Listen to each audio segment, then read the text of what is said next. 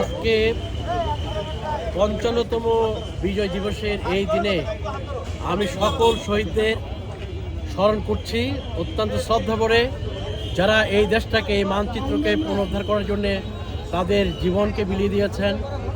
আর সেই সাথে অত্যন্ত পরিতাপের সাথে জানাচ্ছি ৫৫তম এই দিনেও বাংলাদেশের স্বাধীনতার সার্বভৌমত্বের প্রতি এখন আমরা ক্রমাগত হুমকি দেখতে পাচ্ছি।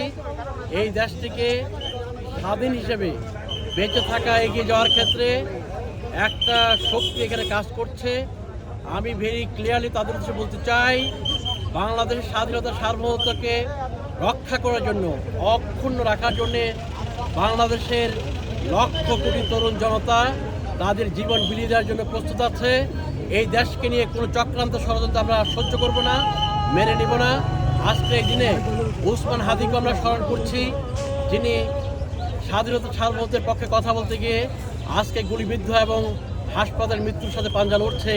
সেই সাথে আজকে স্বাধীনতার যে আসল চেতনা আমরা লক্ষ্য করছি যে এখনো পর্যন্ত এই দেশ ক্ষুধা দারিদ্র মুক্ত হয়নি। এখনো পর্যন্ত বাংলাদেশ দুর্নীতি, অরাজকতা, রাহাজানি মুক্ত হয়নি। এই দেশটাকে আবার নতুন করে বিনির্মাণ করতে হবে।